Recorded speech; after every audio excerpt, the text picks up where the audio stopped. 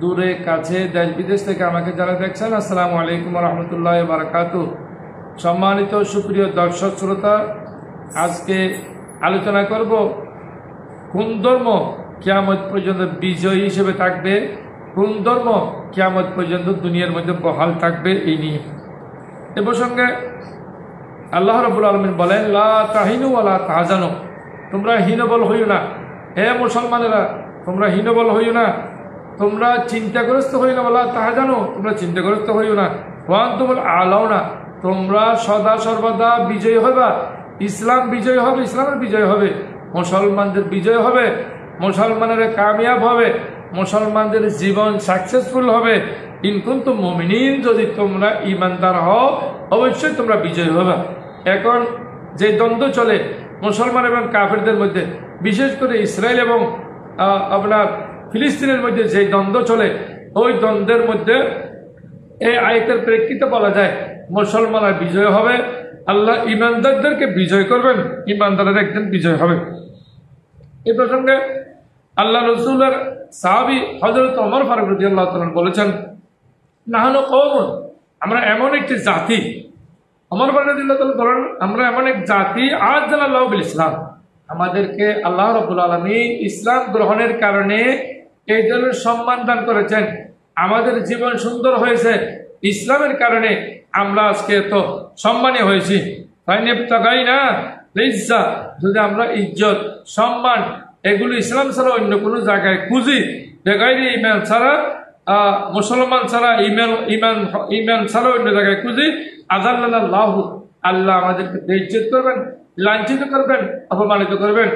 সম্মানিত দর্শক শ্রোতা, আজকে অনেক মুসলমান ইহুদি নাসারার সাথে তাদের বন্ধুত্ব, ইহুদি নাসারার সাথে তাদের উঠা বসা, ইহুদি নাসারাতে তারা সাহায্য করে, ইহুদি নাসারা তাদেরকে সাহায্য করে। এই ধরনের করা তো কোরআন সুন্নাহ নিষেধ। আর আমরা কিন্তু কোরআন সুন্নাহর কথা না মেনে এইদিকে এগিয়ে যাচ্ছি। আমরা ইহুদি নাসারার কথা শুনি, ইহুদি নাসারার কথা মানি, এটা কিন্তু কখনো সঠিক হচ্ছে না, ঠিক হচ্ছে না। সুতরাং আল্লাহ রসুলের সাহাবী হযরত ওমর ফারুক রাদিয়াল্লাহু তাআলা বলেছেন, আমরা সম্মানিত হয়েছে দুনিয়া আখিরাত দুই জায়গায়। এবং এটা রসুলের ইসলাম যে আনিত যে ইসলাম, ওই ইসলামকে গ্রহণ করার কারণে। তাহলে ইসলাম ছাড়াও অন্য কোনো জায়গায় কোনো শান্তি নাই।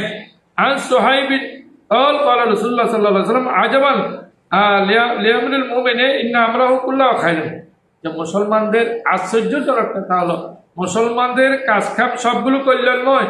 ওয়ালাইসা যাকা লিআহাদিন ইল্লা লিল মুমিনিন, এটা একমাত্র মুসলমান ছাড়া অন্য কারো নাই।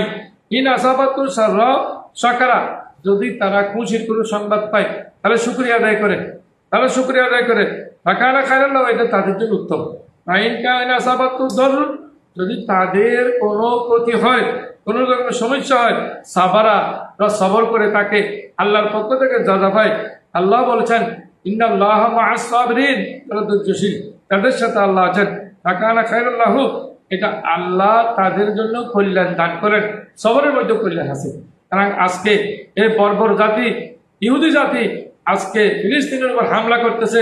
ওই হামলার একদিন অবশ্যই শেষ হবে। ইহুদি জাতি ওরা কখনো পৃথিবীর মধ্যে শান্তি পাবে না, আল্লাহ ওদেরকে শান্তি দিবে না। এই জুলুমের, এই নির্যাতনের বিচার তাদের হবে।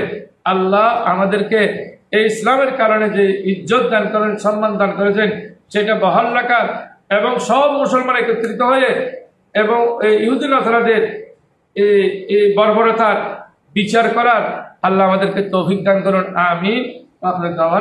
আলহামদুলিল্লাহ রাব্বিল আলামিন।